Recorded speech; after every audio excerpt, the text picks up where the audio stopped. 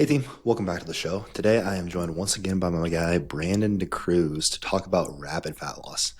I'm stoked to get into this topic. I think that as we were just saying, this will be a very popular one. Rapid fat loss is probably one of the most appealing topics, one I get a lot of questions about. I have heard you talk about this quite a bit in the past personally. I have listened to your podcast series with, you have a couple different episodes with Lyle McDonald, who is kind of like the godfather of rapid fat loss, so to speak, if I'm correct. Absolutely. Godfather of a lot of things.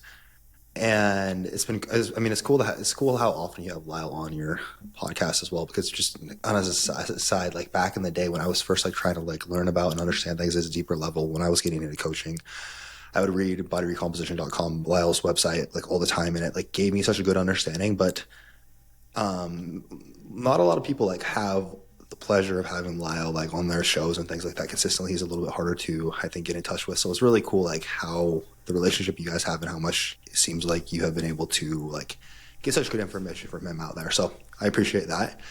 But if I'm understanding correctly, I think your personal approach is a little bit different than his. So I'm really excited for you to dig into how you kind of approach rapid fat loss. But anyways, before we get into it, Brandon, welcome back. Thank you for being here, dude. Absolutely. It is always a pleasure. And as I told you off air, this is a topic that I would only cover on my podcast or on yours. And the reason for that is there's a lot of context that needs to be covered. There's a lot of nuances. And anytime I put out information, and you know this about me personally as a man, I always want to make sure that I am giving the proper caveats and making sure that I'm leaving the audience member or the listener or the coach that I'm interacting with better off than they came to me at. And this is a topic that has a lot of controversy and a lot of misinterpretations and misconceptions. So I hope that today, through going through this we're going to do a masterclass on rapid fat loss, that I'm able to get across the benefits, some of the drawbacks, and then the contraindications, essentially. Like, who is this right for and who is it not right for? Because I never want something to come across as this is a one-size-fits-all blanketed approach, because nothing in physiology works that way. And there's a cost for doing business in any type of physique goal that we go after. So it needs to be the right tool at the right time for the right clientele. And that's really what I hope to get across on today's episode. Absolutely. I think the idea of quick fat loss is appealing to everyone, but the use cases here are a lot more limited. So Absolutely. We'll dig into specifics later, but to kick things off, big picture, how would you define your rapid fat loss approach to a client who is curious? Yes, so my definition of a rapid fat loss approach or rapid fat loss phase definitely differs from how others in this field view it or define it. Some define it as a period of crash dieting, and that's the people in a camp that they're very much against any types of assertive or aggressive dieting. And then others, and even someone prominent in this industry, actually defines it as eating as little as possible for as long as possible. Whereas I see rapid fat loss as a short-term, strategically planned phase of aggressive fat loss, or strategically placed days of an assertive deficit that is designed to accelerate physique progress while minimizing muscle loss. And, just off the bat, I want to make this clear. This is not an approach that I use with every client that I work with, as this really is about seeing this as a tool. And with every tool, we need to make sure it's the right tool for the right job and for the right person. So from a coaching standpoint, as you alluded to, much of my approach is rooted in much of the same science that a good friend of mine, Lyle McDonald, laid out in his Rapid Fat Loss Handbook about 2 decades ago. And really where it centers around is the use of protein-sparing modified fasts. But I've also adapted over time to better suit the types of clients that I work with, because we have to realize that when Lyle wrote that book, it was 2 decades ago, and it was for a general population, and I'm working with a different type of clientele. So as with every tool, every approach, every method, it needs to be modified and really specified or individualized to the person that you're working with. So when I discuss, and this is very transparently, this is not a phase that I just enter someone into. It isn't a phase that I tell someone, hey, we're doing this. This is a conversation that we have, and it starts with informed consent. So if I was to explain it to a client, I would tell them that rapid fat loss is about maximizing fat loss efficiency in a shorter period of time, preserving muscle mass by leveraging a high protein diet, progressive resistance training, and micronutrient sufficiency, and accelerating outcomes. But this needs to be done for highly motivated clients with a specific goal or deadline that's going to really anchor them down to the process, because really this process is about, or this diet approach is really about minimizing the carb and fat intake of the diet. But like I said, it's definitely not for everyone. It's not a one-size-fits-all strategy. It's simply a more assertive strategy used intentionally within a well-structured coaching system. And most importantly, it's always about protecting the physique you've worked hard for, not looking for a shortcut solution or looking to drop as much scale weight as possible just for the sake of it. So that's really what I want to get across. A lot of times within the context, if you were to look up on the internet, rapid fat loss or aggressive dieting practices, a lot of people are really centering on how much scale weight can I get off myself in X amount of time. And that's really never, I'm always body composition first and body weight second. So it never is about how much scale weight can I get off someone, because if that was the case, I could hard deplete you, stick you in a sauna, do all these types of aggressive and unnecessary approaches. And we could see a dissipation of a lot of scale weight, but it's not going to yield body composition progress. And that's what people come to me for. Okay. Okay. Very, very well put. I don't think that in our work together we ever did any rapid fat loss, did we? No, and I'll be honest with you. No, we did not. And the thing is with you, first and foremost, there was no need for it. So you were someone that even throughout the course of our time working together, we were very heavily focused on accreting and gaining lean mass. When we did do fat loss phases, they were intentional. We would do like mini cuts and stuff, but there was never a time in which I thought, all right, he has enough excess body fat and we need to do something for a timely manner. So for instance, the only time that we had a time constraint on a fat loss phase was in your initial fat loss phase, which we got you ready for a photo shoot prep. And that same week, so you did the photo shoot that weekend. We reversed out of that Tuesday, and on Thursday, you proposed to Katie. So we had a really time constraint. Days. 100%, Yeah, man. I'll never forget those. Dude does not forget a thing. It's crazy. I'll miss. So that was something, but we already had a timeline really put in place. There was never a time period that I said, all right, we have to get a good amount of fat off in a short period of time. And also, we were focused so heavily on accelerating and enhancing and progressing your training to build as much tissue as possible. I mean, we got you very lean at around 177, 178 pounds for that photo shoot. And by the time we finished our work together, you were like a lean 215. So we're talking about a massive amount of tissue.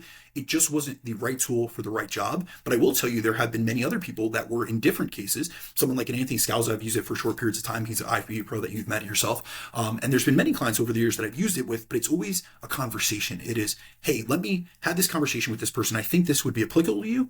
And a lot of times I'll be completely frank with you. There's many clients that have come to me knowing that I've utilized this with a friend of theirs or an athlete that they know, and they come to me. And if they aren't the right person for this strategy, I'm going to explain the contraindications. I'm going to explain the drawbacks and why I don't think it's well suited for them. Okay. I think that's a very good transition then into some example use cases. Mm-hmm. So can you fill us in on a few common client avatars this might make sense for? Absolutely. So really when it comes down to it, we want to be making sure that this is the right tool for the right job. And so when it comes to clients, there's essentially like a broad category of individuals that I found this to work best for. First and foremost, it's going to be best suited for experienced dieters. So I'm much more likely to use this approach with clients who have already been through multiple successful fat loss phases and proven that they can stick to a deficit without going off the rails. And then also, this is very important from a coaching perspective because previous fat loss phases have also allowed me to collect data on the response to dieting so that I can create a more targeted approach. So Jeremiah, in the example, we worked together for quite a long period of time. Say if we were again working together, I would have the data to go back on because I save every single piece of data that I have on any client that I've worked with long term to do this with you if you were interested in. Right now you're in a lean state, so I don't think it would be that advantageous for you. But if you said, Brandon, me and Katie are going to celebrate our anniversary in Egypt again. I need to get in shape in 2 to 4 weeks. I may use this strategy with you because I had the data to go back on, and you're an experienced dieter who I know can stick to a deficit. I know is extremely consistent and has great adherence. Another type of clientele that I use this with are those coming off a long building phase, especially when their body composition is starting to shift unfavorably and we want to clean things back up before pushing into their next lean building phase. So there are times they actually use this either as a mini cut or in replacement of a mini cut. So instead of doing, say, a 4 to 6 week, like conservative to moderate deficit type of approach with a mini cut, I may use a more accelerated approach and do this like for 2 weeks. I've also used this method with competitors and advanced trainees who need to shave off a few pounds of body fat during a pre-prep phase. So a lot of times what I'll do in the context of contest prep is we will do an extended off season and then we will take a break in between their off season and then their contest prep. And oftentimes there's like a health phase, but there are certain individuals that in order to have their best training performance, to have their best sleep quality, to have their best biofeedback, they need to be higher over stage weight, whether it be a percentage of body weight or amount of actual body weight itself. that would be unfavorable to take off in one contest prep. So that's where I would do a pre-prep phase, so we're essentially prepping the prep. And then the last case that I've used this with, or would find it to be most conducive, would be with highly motivated lifestyle clients. That would be people that are prepping for a wedding or a photo shoot or another major event with a very specific timeline. And we need to make sure that this is done with someone when they're in a good place physiologically and psychologically to do so. So I can give you an example of someone that I used this with that was general population, but one of my most successful rapid fat loss phases was with a client of mine who was in a rock band. We worked together for years, and he used to just play locally. And then, honestly, as TikTok came to be a lot more popular, he got on TikTok, and over the last few years, he's accumulated 1 million followers. So this guy's getting flown out to TikTok headquarters. And at one point, his agent called him, and it was, I want to say, with like 2 or 3 weeks ago, and he got to do a music video with these guys from social media called the Island Boys, and it was like a massive thing for his platform and for his exposure. And so we ran a rapid fat loss phase for 2 weeks to get him in his best shape, because he was going to be like, with some of his body exposed, he was going to be in like a stringer and a tank top, and there was like a shirtless scene. And so we had very limited time to work with, and it was a major step in his career. He was very motivated. I had already taken him through fat loss phases in the past. I had the data, and he was a perfect candidate to utilize this strategy with, and it worked out phenomenally. Okay. So 3 of those 4 cases, we have someone who's a lot more experienced. We have experienced dieters. We have those coming off of a building phase and kind of like an even shorter mini cut prior to another mini cut, or prior to another mini phase. Potentially pre-prep to get someone down to a position where we don't have to actually prep as long. And then we have a very highly motivated lifestyle client, but with the exception that they are in a good place physiologically and psychologically. So a lot of good caveats there, I think, when we're looking at who this might be a good fit for. Now, we kind of touched on this before, but why do you think it is that so many people in the industry are against this idea of more aggressive, quicker fat loss? Yes, so there is a lot of resistance to rapid fat loss in this industry. And I'm going to be honest with you. I have dug into the science on this. I have spoken to the person that really put this to the masses, which was Lyle McDonald. But I do think in many cases that hesitation is justified, because the unfortunate reality is that most people don't know how to apply this method correctly or properly, and they're using it for the wrong reasons with the wrong clients at the wrong time. And when that happens, it looks like every other crash diet. It's overly restrictive, it's unsustainable, and it's likely to backfire. So the issue isn't the actual rate of loss. It's often the approach and then the context and the execution of this type of phase. And what most people fail to realize is that rapid fat loss isn't inherently bad when the client is experienced, they're physiologically and psychologically ready, they're mentally prepared, and they're fully supported with a structured exit strategy. But I think a lot of coaches have seen aggressive diets fail because they've been used reactively rather than strategically. So they throw the entire concept out rather than understanding that rapid fat loss, like any advanced tool, requires experience and individualization. So the other thing I do want to hit on, because this is always going to be a question, is I think that rapid fat loss often gets a lot of pushback or negative connotations because many people conflate rapid fat loss with yo-yo dieting culture. And that's become so prevalent in the mainstream industry that it's almost like it's guilty by association. But I do need to get across the fact that they're not one and the same. When I'm talking about rapid fat loss, this is not like a lose 20 pounds in 2 weeks challenge. It isn't like what you see on the magazines, like in the grocery store, that it's like 30 pounds in 30 days.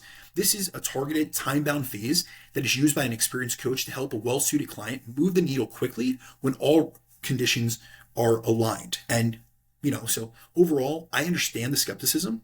And in some cases, I do agree with it, especially when we're talking about like how the general population tries to lose weight rapidly. But the way I approach it within my coaching model is the exact opposite of reckless. I'm very calculated, I'm supportive, and it's always, always, always followed by a transition phase to restore their physiology, get them back to maintenance calories at least, and then also maintain the results. Okay, very, very well put. I think that a lot of the negative perception of rapid fat loss or aggressive dieting is, as you said, yes, people look at it as yo-yo dieting or crash dieting, and hey, if you lose quicker, you're a lot more likely to regain it, which isn't inherently true. As you said, it's all about the person we apply it to and kind of that person's background going into it, right? Where a lot of people do yo-yo diet. They diet poorly, and because of that, like they weren't in a good situation to diet aggressively, or like they didn't focus on the lifestyle factors that need to change to sustain this, so they are more likely to regain it. But it's in itself, like quicker weight loss isn't necessarily going to set us up for there's just a lot more caveats to that, I think, than people realize. But yes, that's where I believe a lot of the negativity around it comes from. I'm Absolutely, curious. and in some Go ahead. cases, I do think it's in some cases I do think it's warranted. I think that when we're talking about a general population that is constantly jumping from diet to diet and they're chasing like these things that they see online, there's many times in which a rapid approach to fat loss without the habits, behaviors, and systems in place can backfire. But I do think if you take a very strategic, organized plan where there's informed consent, there's a coach that's guiding the process, there's support throughout the process, and then after it, we can really stack the deck in your favor to be successful. Now, like I said, this isn't for everyone, but there are specific use cases that we'll discuss later on where it's like, hey, this could be very advantageous and it doesn't put you at a higher predisposition towards risks or negative side effects or downstream implications long term if it is done correctly. And that's like the biggest thing here. It's always about the approach. It's we got to look at the tool, and it's never about looking at things in a dichotomous manner like this tool is good or bad. It's more so like, who is the practitioner using that tool and how experienced are they at using it? Okay, okay, I love it. So before we dig into the X's and O's a bit more, last question. I'm curious, what parts of the way you approach this are directly inspired by Lyle's rapid fat loss approach, and kind of where have you adapted it? Yeah, so this is going to be probably the most difficult question for me to answer because it really requires a lot of disentangling. So just off the bat, I was initially introduced to Lyle's Rapid Fat Loss Handbook when I was in college. So he is the person that even introduced me to the concept of a protein-sparing modified fast. We're talking, this is 20 years ago almost that I really got introduced to this concept, and it was from Lyle. And at that time, that was all I had available to me. I couldn't find any other resources on rapid fat loss. And to be honest with you, at that point in my career, I was so early on, I was like an in-person personal trainer. I saw this resource, I saw that it was evidence-based, and I kind of just took it as the gospel. And there wasn't really a lot of follow-up. I'm a very inquisitive individual, but I wasn't like going down the PubMed rabbit hole on every single topic that I was looking into, especially when it was coming from a well-constructed book. Now, what I will say is at that time when I read his book initially, I was already working with people in person, and I realized even back then that I had to adapt it to what I was seeing in my check-ins and in my client conversations. So I used iterations of the protein-sparing modified fast approach for about 14 years before I ever connected with Lyle personally. Now, during that time, I kept digging into literature myself, and I found different resources and papers that further influenced my methods. And what was really interesting was Lyle and I, like you alluded to, we did a 3-part series on rapid fat loss, and it was some of his updated thoughts, some of the original origins of rapid fat loss. Then we went into like the training aspect, and we also did a follow-up on like more advanced methods that we could utilize. And it's funny because there was a lot of times throughout the course of creating those conversations, essentially, where, we would create outlines, but we did it together. And so we'd go back and forth, and I would send him some of the resources that I used to. I had done a rapid fat loss podcast about a year and a half prior to me having Lyle on to cover that topic. And it was just the strategies that I found to be efficacious and effective in practice.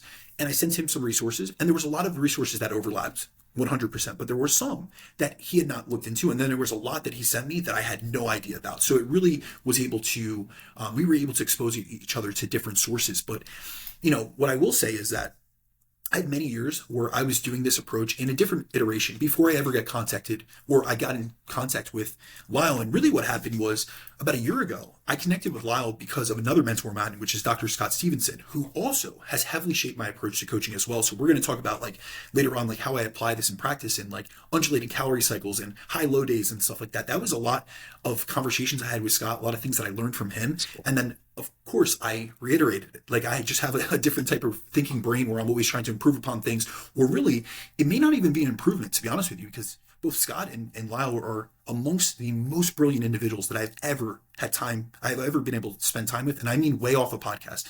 Those guys are way more intelligent in a one-on-one conversation, which is not recorded, than they would ever be on a podcast where we know that these things are getting recorded and are going to be released to the public. But in this past year, since I've connected with Lyle, I've literally spent dozens of hours speaking with him one-on-one, both in the stuff that I put out, but there is a lot of conversations that will never see the light of day. And we've spent so much time on this topic, and I've taken so much away from him, that what I'm going to try to do in the context of this conversation, first, I will acknowledge the parts that were inspired by Lyle, but then the rest I'm going to discuss how I utilize this in practice. And I want to make this clear. I'm not here to speak for Lyle. And my approach, like when we get into like the X's and O's and we get into like the practical applications perspective, I don't want this to be misconstrued as it representing his thoughts and his preferences, because we both have different styles.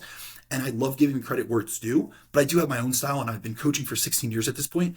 And really, I've worked with 1,200 plus people. So, you know, a lot of my interactions with clients have really shaped what I do in the trenches. So first we'll cover like what I learned from Lyle. First and foremost, I got to give it up to him. He was the first truly evidence-based perspective or framework that challenged the idea that fast weight loss was always bad. And he opened my eyes to that concept. Even in times where I had a cognitive bias, where I didn't really want to accept some of the things that he was putting out, Lyle's been correct time and time again.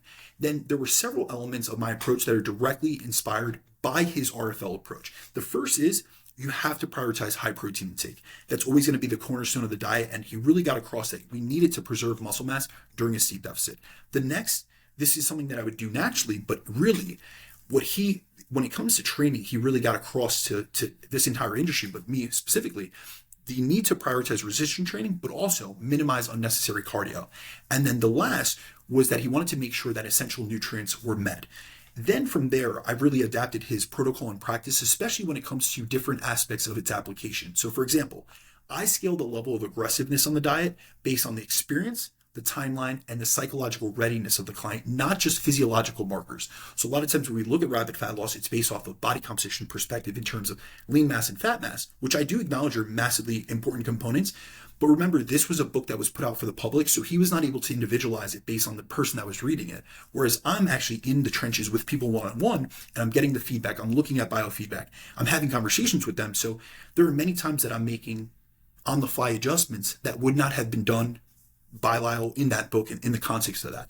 I also include intra-phase adjustments. So for instance, if biofeedback drops or training quality really suffers substantially, I'm going to pull back and I'm either going to add in a few days back to their baseline diet that we had before we went into that, or I'm going to add in carbs and fats to the rapid fat loss diet. And I'm going to use that almost like a default diet. However, if momentum is strong and recovery is solid, we're going to keep going. The other thing that I do need to hit on is I often do not do straight rapid fat loss phases. The approach I've used most frequently over the past decade has been using rapid fat loss days within a fat loss phase to create a larger net deficit across the week instead of using a rapid fat loss phase itself. Now, what I want to get across is that both rapid fat loss days and a full rapid fat loss phase use the same core strategy. So we're going to leverage a high protein diet. It's going to be low calorie. It's going to be nutritionally complete to maximize fat loss while preserving muscle mass. But there's a difference in the approach.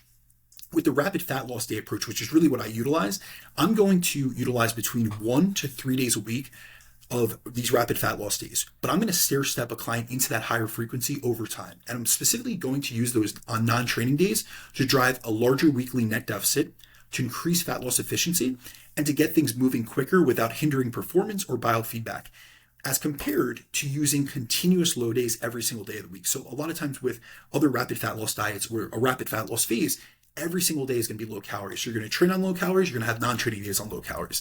My preferred approach essentially is that I'm going to strategically place the low calorie days on non-training days. And they're going to be surrounded by higher calorie training days, which is much easier to adhere to as a client is usually only going to have one low calorie day at a time before it's followed by a higher calorie day.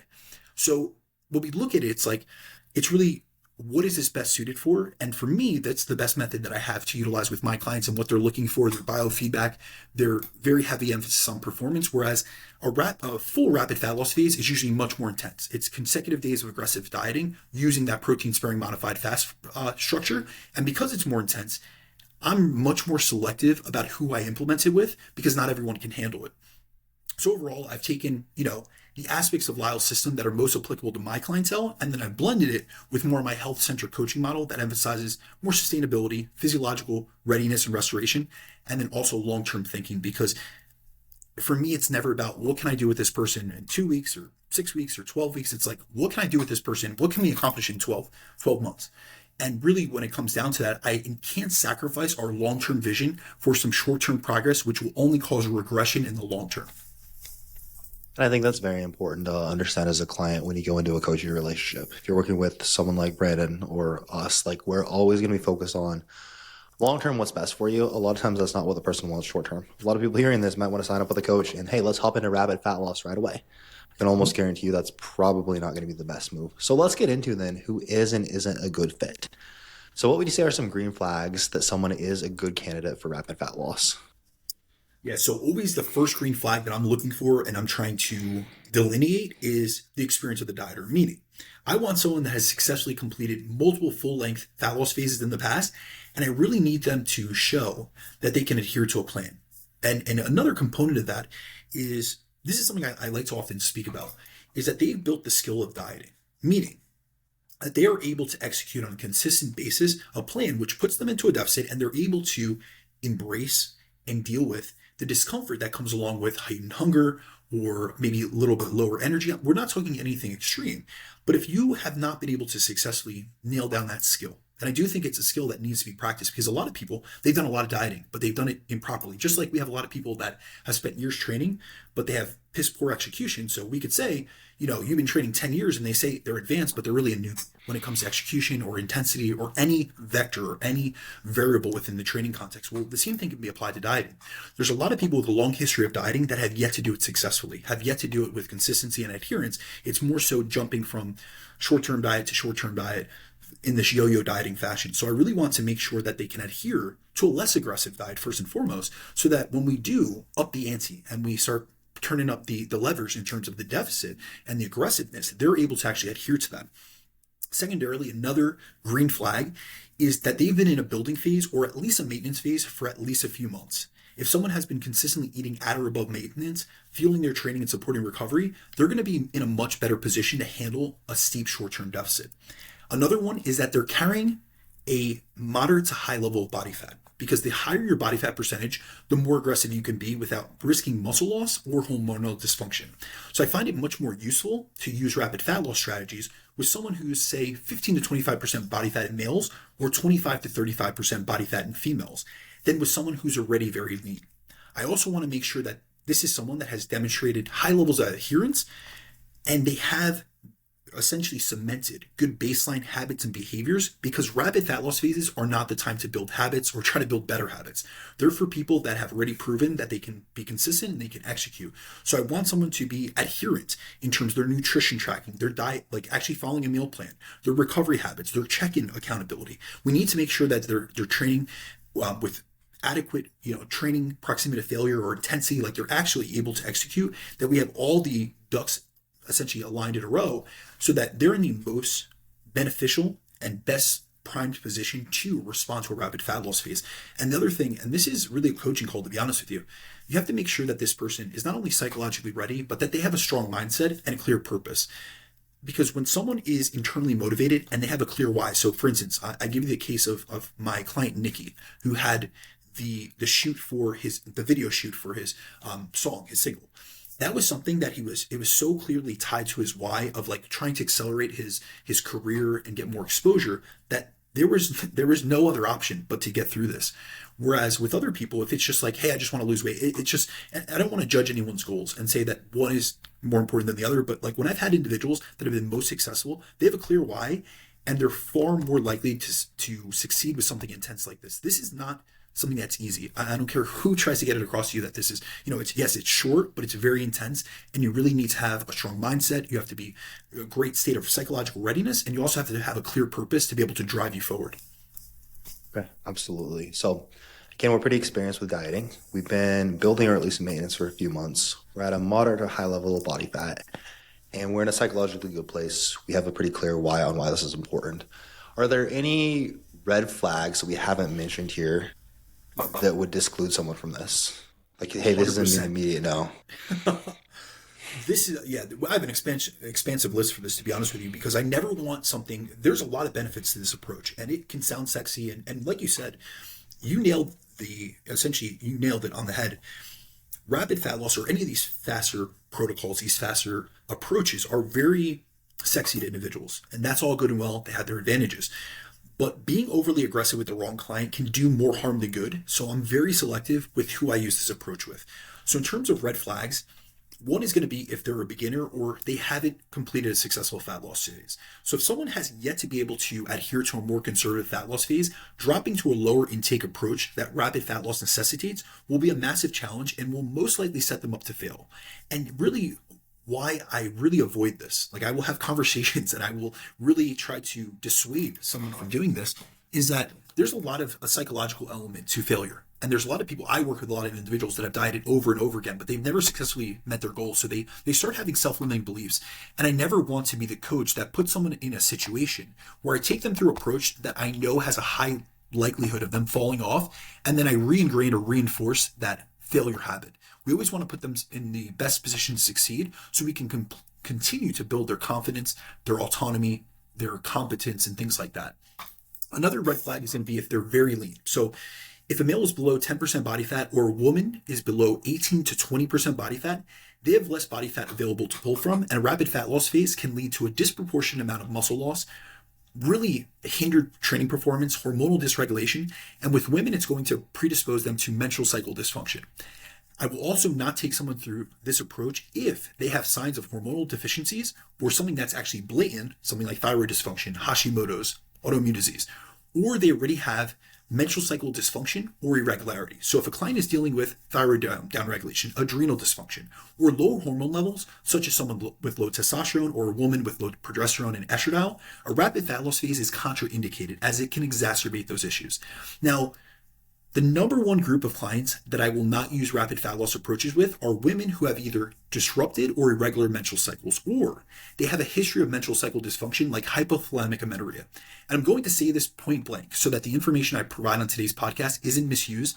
As I was telling you off air, Jeremiah, I can't tell you how many times I've done podcasts where I've presented information and approaches and I've discussed them with nuance, but they've been misused by less experienced and knowledgeable coaches, and then they're reaching out for help later on. So I'm going to make this very clear. If you're a woman with hypothalamic amenorrhea or menstrual cycle dysfunction, whether that be very short cycles or elongated cycles lasting longer than 35 days, or you're a coach out there that has women on your roster who are in this position, do not use this approach. Many coaches out there do not understand female physiology well enough to restore a woman's cycle outside of a regular fat loss phase, let alone an aggressive and rapid fat loss phase.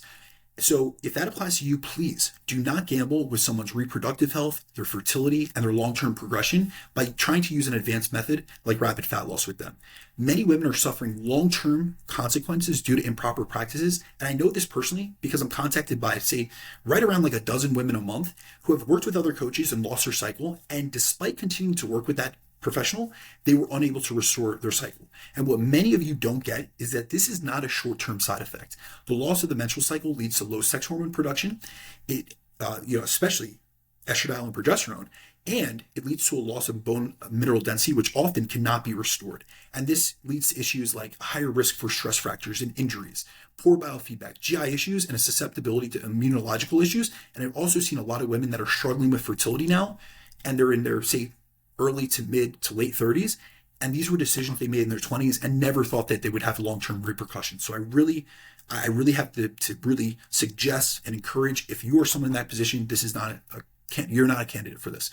Another category of a red flag would be anyone who has struggled with disordered eating or has a poor relationship with food. You're not a candidate for rapid fat loss phase right now. Then another one that I have to speak to, because this is my audience, is those who have chronically underfueled themselves or they're under eating. If you're someone that has been in an extensive deficit for an extended period of time, layering in an aggressive diet on top of that is just a recipe for maladaptation and poor biofeedback. So I want to see at least some recent time spent at maintenance or in a slight surplus. And ultimately, just because, I think it's really important to say this, just because someone wants rapid fat loss doesn't mean their psychology or their physiology is prepared for it. And this isn't just about chasing fast results.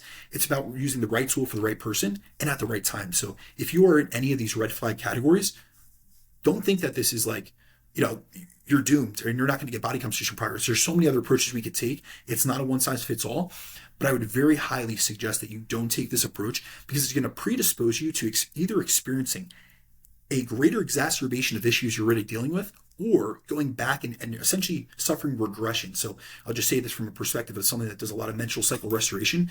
I can't tell you how many women that I've restored their cycle. and they've exited the coaching process. We've wrapped up. I'm super happy with where they're at. We've gotten their cycle back to like a normal menstrual cycle length. I mean, I'm talking dozens of cases. And then 6 to 12 months later, they come back to me and they say, I literally have a case right now on my roster that is a client of mine in this position that I already restored stuff, and she came back. And it's not that I never want to work with someone again, but I never want to see someone that we restored and regulated something that took so long to do, and then they're back at square one. And it often takes even longer to restore the second or third or fourth time that you're going through this extended period of amenorrhea or menstrual cycle cessation. Having to go through that once is enough of a bummer in and of itself, and I know can be so difficult, so time consuming, so frustrating for the client. Definitely not something you want to put yourself through multiple times. And I think that these red flags, understanding these are very, very important. As Brandon has emphasized many times, I think that the majority of people who rapid fat loss appeals to realistically aren't good fits. Quite similar, like I think we have a lot of overlap in audience, specifically a lot of individuals who are chronically underfueled, under eating, or going through cycles of that. And so many people start coaching wanting to achieve body recomposition with a hard lean into the fat loss side of things. And it's like, dude, you're so lean already. This is the last thing you need. We're just feeding into this like same cycle that's keeping you stuck. So very important. Okay, let's get into then the actual structure of this.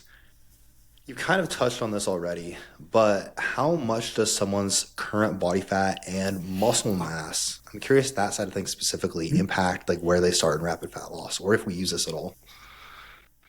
Yeah, so body fat and muscle mass are two of the biggest determinants of whether someone is even eligible for a rapid fat loss phase. I think a lot of people are just going to think about the body fat percentage thing, but I'm going to say this right off the bat. I'm going to center on this first and foremost. You need a sufficient level of muscle mass to embark on this approach and actually benefit from it. And the reason I say that is that it's not that muscle mass is required to engage in rapid fat loss. However, there are multiple pronged systems that we have to look at. First and foremost, those that we are working with, we're working with a very body composition and physique focused demographic. So they want to look better. They don't want to just become a smaller, lighter version of themselves. They want to be a leaner, more muscular, tighter toned, more defined version of themselves. If you do not have a requisite level of muscle as a foundation, you will not achieve the type of shape or the type of physique you're looking for, whether you're a male or you're a female. You'll look like a melted candle by the time you get done with this. So from a outcomes perspective, I want to say, first and foremost, you need enough muscle mass. And also we have to think about muscle as essentially the greatest determinant of your total daily energy expenditure. So if you are someone that's insufficiently muscled, you're going to be putting yourself at a disadvantageous position because you're going to be starting with such a low baseline level of calories that the amount of calories we would need to get you down to actually run an aggressive deficit is going to be so low that adherence is going to be almost impossible. So that's the first thing. But then we also need at least a moderate amount of fat when considering this, your body fat essentially, when considering this approach. So when we look at this, the most important factor is going to be starting body fat percentage. As the more body fat someone carries, the more aggressive we can be without risking muscle loss. So we have the foundational muscle first, and then we look at the body fat percentage. And really, we're looking at body fat because it acts as essentially a storage form. So it's an endogenous energy reserve, meaning that if you have a lot of body fat on your body, you can consume less exogenous energy from food, and we can still preserve muscle while losing body fat fast. So in general, my sweet spot for using an RFL phase, and I'm going to speak about the clientele I work with because I'm not working with people with excessive adiposity or obesity. I know you don't really either. And so what I'm looking for is males at or above 14% body fat, and then females at or above 24 to 30% range. Really what I see in the context of my coaching is that I'm often using this with men between 15 and 25% body fat or 14 and 25% body fat, and women between like 24 and 34% body fat. Now, this is not to say if you were at much higher percentage of body fat, you could actually benefit more from rapid fat loss because you have more fat to lose and you have less risk of lean mass or specifically muscle loss. However, that's just not the clientele that I work with, but I'm going to really say, let's put the baseline at like 14%. There are some exceptions. I will say that this is not to say that I have not used, especially rapid fat loss days. That is something that I will use with people that are below this body fat percentage, but it's based on it's based on many components, and it's something I evaluate on a client by client basis. And also, this would be a podcast for another day, but we have to consider the dual intervention point model with what is your lower intervention point? Are you someone that can naturally stay leaner and you're not as physiologically or hormonally disrupted at low levels of body fat, or are you someone that has a higher, essentially, body fat intervention point or body fat settling point. And so there's many things that need to be considered, but I'd say 14 and above for men and 24 and above for women would be safe zones to enter this phase. Made a note of that. We're gonna have to talk about the dual intervention point theory at some point We'll need a because whole podcast, my man. it's been a long very time interesting. actually since I've dug into that. But yeah, I would love to chat about that. Okay, so a fair amount of body fat. Basically, we have more endogenous fuel, so to speak, stored in our body. We don't want to be below a certain point. You mentioned, especially if we have like hormonal issues or things of that nature, hey, this isn't a good fit. So let's chat about diet structure a bit. First, I think a logical place to start here is what's the rate of loss we're aiming for. So how do we determine like what the target rate of loss is in a rapid fat loss phase? Yeah, so when it comes to structuring a rapid fat loss phase, I do want to say this. I'm glad you started with rate of loss rather than how some people do it. They kind of do it through either assigning a specific calorie number or through a generic percent deficit. And I never take that approach to fat loss in and of itself. But I think in particular, it's very important not to do that for rapid fat loss. So everything that I do in the concept of fat loss in general, but especially in rapid fat loss, is I reverse engineer everything based on the target rate of loss, because that gives me a better read on how assertive we need to be without being impractical or impossible to hit. Because remember, in theory, we could say, all right, we're going to lower this person to X amount of calories. They're going to be under 1,000 calories. There's a very small percentage of people that are actually going to be able to do that. And so in the rapid fat loss phase that I run with my clients, my standard rate of loss is between 1.25 to 1.5% of total body weight loss per week. Now, for some, that's going to sound very fast, whereas for others, it won't. But the caveat here is that this is the rate of loss that I find work well with the client demographic I work with, many of whom have more body fat than they'd like and could benefit from losing a bit of fat. But these are individuals that are not at levels of body fat where they would be categorized as living with obesity. I don't really have people with excessive adiposity where I need to take a much higher approach. Now, I do want to make the caveat here. If you listen to, we've done so many podcasts on fat loss, and often I will, quote 0.5 to 1% rate of loss. Even with some women that have hormonal dysfunction in the past, it's 0.25 to 1%. So if you look at it and compare it to the traditional fat loss phases that I speak about, this is accelerated. But it's very important to realize that this rate of loss is just a target that I'm giving in a general sense, but really it comes down to being very individualized. And it's going to depend on that person's starting body fat percentage, their training status, their stress levels, their goals, and then the timeline. So once I determine their appropriate rate of loss, I then back calculate the deficit needed to hit that target on a weekly and daily basis. Because, it's very interesting in this industry. Sometimes you say something and people like hyperfixate from one camp or the other. So if I say 1.25 to 1.5%, like the evidence-based guys are like, that's way too fast. And then if you say that from a different camp that's very into aggressive dieting, they're like, oh, that's not that low. Well, let's think about it in the context of like this. If I have a 200-pound male and he's losing at 1.5% rate of loss, he is losing 3 pounds per week. And that's just like a normal, like 200-pound male, like probably 15% body fat. So he is losing 3 pounds per week. That means we have to create a 10,500 calorie deficit.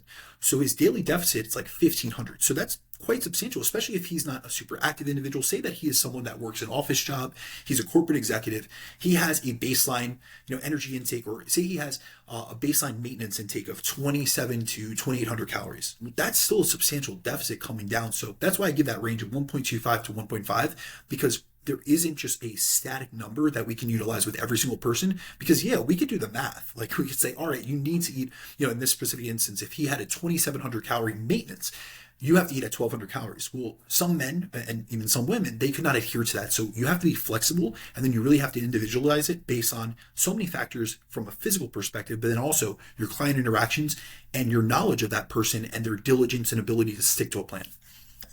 Okay, very interesting. Do you think there's a certain point here, talking about dieting so aggressively, is there a certain point where a larger deficit no longer equates to more fat loss per day, right? Like, hey, maybe I passed below 1,000 calories. Again, I can only liberate so much fat in a day. Is there any truth to that or no? Yes. So this Is is the one? This is a question. It isn't, but this is the question which my thoughts have definitely continued to evolve on. You are referencing a paper by Alpert, which showed I asked you about this like 3 years ago. Yeah, and I'm going to be honest with you, I haven't looked at it probably in the last 2 years, but I understand the concept that you're looking for. That is a theoretical paper, and really when I went back and really dug into that paper, you had asked me about that about 3 years ago. I probably did a podcast on that at like 6 years ago, so there was a difference in terms of the times, but I'm very good with numbers and remembering things. that was a theoretical paper. And I think when I initially quoted it and I initially discussed it, and I would say that the same about other individuals who had looked at that paper, Greg Nuckols, Martin McDonald. Initially, I think we took that with a little bit too much stock, and we didn't take it with enough of a grain of salt. And really, when I re-examined it about 2 years ago, that is based on the Minnesota semi-starvation study and what they found to be maximal in that case. And so when it came down to it, they were seeing that there was a rate limit in terms of the amount of body fat that you could liberate from fat stores and actually burn off as energy without tapping into lean mass. That is one specific use case, and we're looking at data, and I love the Minnesota semi-starvation study. I think it's immense data. It's one of the best controlled trials. We will never have that type of intervention again, but we've learned so much more, and especially we've learned so much more from an actual body composition analysis perspective. So I'm going to take this more like a more theoretical and maybe philosophical view on this question. There are many people who claim that they took their calories so low that their fat loss stalled. So I get where this comes from. And there's even those, and I've had interactions with people like this, who claim that they've gained weight from eating too little. However, I have done dozens of podcasts over the years. You can look at my name with metabolic damage or metabolic adaptation. We've done multiple podcasts on this, even on your own channel, where I've really went through the evidence. And there is no evidence that too large of a deficit will cause a stall in fat loss, or that eating too little will cause weight gain. What we do know happens during extended periods of being in a deficit and losing a significant amount of body fat and body weight is that we experience metabolic adaptations, which downregulate all four components of our total daily energy expenditure, meaning we see a reduction in BMR, thermic effective food, NEAT, and EAT. Now, my thoughts on this have evolved even more in this past year, as last year, I attended a sports nutritionist conference where Dr. Eric Trexler presented on metabolic adaptation, and then I had him back on the podcast, my podcast Chasing Clarity, this past summer, where we discussed the most extreme cases of metabolic adaptation ever seen in the literature. So this included the Minnesota semi-starvation study, the Race Across America, which a lot of people aren't familiar with, but essentially the Race Across America is a contest essentially where individuals run a marathon every day, 6 days a week for 20 weeks. And in addition to that, so it's the greatest example of energy compensation, the greatest energy expenditure increases that were starting to get down-regulated. And then that same conversation that I had with Dr. Eric Trexler, we also talked about the Biggest Loser study, which shows the greatest metabolic adaptation at the level of RMR ever seen.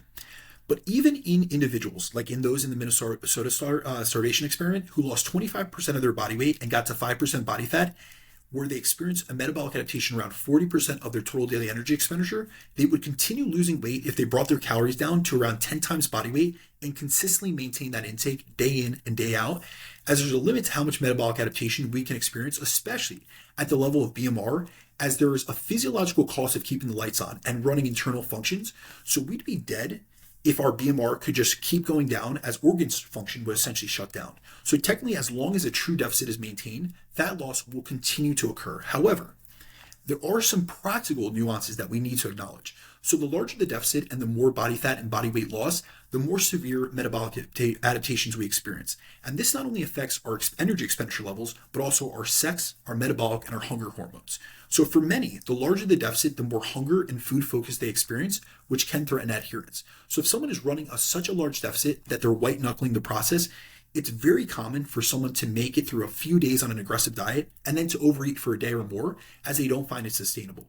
So if a larger deficit causes you to have worse adherence and to veer off plan more than, say, a smaller deficit, then yes, a larger deficit can lead to less fat loss over time. But this is not a physiological limit. It's a practical limitation. But I think that's just as important to acknowledge as a coach. So, really when we look at it, it's not that lower calories equal less fat loss. Now, in the body composition perspective, way lower calories and way larger deficit may cause a little bit more lean mass loss. And then we have to disentangle lean mass loss because lean mass and skeletal muscle mass are not the same thing. So there's many caveats here. However, you may be losing less fat per pound, but there's never a point, at least I can find in the literature, where lower calories and a more aggressive deficit doesn't yield more fat loss in totality, except for the practical limitations and the real world constraints that for some, rapid fat loss phases are just too challenging to commit to and even more difficult to complete, which is really why it comes down to first and foremost, who do we put in these phases? You need to be selective. So my goal is to set up each person I work with for success. And for many of them, they've tried aggressive diets in the past and they haven't been able to stick to them, or they've been able to white knuckle their way through them, but then they've rapidly rebounded out of them due to burning themselves out. And that's something I identify in so many clients during their initial intake process. So I'm very selective of who I use this strategy with, because for the wrong person, if we select, or if we use this blanketly and we use this approach with everyone, you may see that in practice, that the larger deficit equaled less effective fat loss. And there is a study that I can think of, I read years ago, where they actually used a more aggressive deficit versus a less aggressive deficit. And they really communicated this to the people in the study in the same manner, meaning they thought they were both going to be on the same deficit, but really what the plans that they were actually given were much different. And it was actually the less aggressive deficit group that had better adherence and they lost more weight in totality. And so really what it comes down to is, like, we have physiology, then we have psychology, and then we have practicality. And all of this is a conglomeration that needs to be taken into consideration to ensure that someone is set up for success, not only to enter the phase, but also to complete it. Very interesting. Okay, cool. I'm glad I asked that question because I do think that is a little bit different answer than last time we chatted about it. But it sounds like, yes, I mean, the larger the deficit, in theory, the more fat loss we will continue to see. Of course, you can't diet below 0 calories per day. We start to run into, okay, we're going to start to lose more muscle past a certain point. Go ahead. What were you going to say? Yeah, just this is not a suggestion, but when we really look at the greatest loss of body fat ever, there's a case study from the 70s, and it's Mr. A.B., Angus Barberi, and he fasted. He did a medical fast for, I believe, 384 days, and he lost something like 120 kilograms, and he went from essentially like 200 kilograms down to 80 kilograms. And now a lot of people look, and this is extreme, he only used like electrolyte supplements, he had a little bit of amino acids, and he would have like IVs. This was medically supervised, and this was a long time ago. It's a medical case study. However, and this is not a suggestion by any means, but he was suffering from obesity. He had excess adiposity that was really harming his metabolic health and his longevity. So they put him on this medically supervised fast. If it was the case that larger deficits led to less fat loss, this man would have stalled at some point in the process, but he did not. The interesting thing about this is, even in the 5-year follow-up of this individual, he had went down to 80 kilograms. Now, at his depleted weight, we know that in terms of glycogen restoration, there's a few pounds that come up. In the time course of, I think, 3 to 5 years of a follow-up, he only gained 5 kilograms. He went from 80, which was his lowest weight throughout that medically supervised fast, meaning he was consuming no calories, no meals. He got up to 85 kilograms. So not only does that dispute what a lot of people think about more aggressive deficits at some point leading to less fat loss, but also a predisposition for everyone. I'm not saying this isn't the case for some, but for every single person that takes an aggressive deficit to rebound, because that isn't the case. There are individuals that will rebound out of a slight deficit, a moderate deficit, and then also aggressive deficit. Now, do we see in practice more often that those that have taken aggressive approaches without guidance do rebound more aggressively? 100%. However, this isn't to say that it is due to the aggressive deficit itself. It's usually due to the approach the person has taken, the lack of, say, nutritional IQ, experience, guidance, support, and an exit strategy. So we can't ever isolate one single variable and say, well, it was the actual size of the deficit that led to this. In research, we look at things in a univariate fashion, like one variable in certain cases, but that is not what we're seeing, because actually some literature shows the greater the deficit, the larger the amount of fat loss. And though all groups, so there's a great study by Knackers from 2010, they look at a small deficit, a moderate deficit, and a very large deficit. All three groups lost weight, but obviously it's scaled by the degree of the deficit because there was great compliance. But it was the severe deficit that actually regained the least amount of weight and still had the most total weight loss kept off. So because they got further in the phase, even though they regained weight, say they regained the same amount of weight of the other two groups, they were already ahead. So in total net, their net weight loss was greater. So it's just some context. Like, we can go back and forth. I can give you cases for why, rapid fat loss leads to rebounding. We can go through the entire body fat overshoot effect that we've done a full podcast on. I could go through all that literature.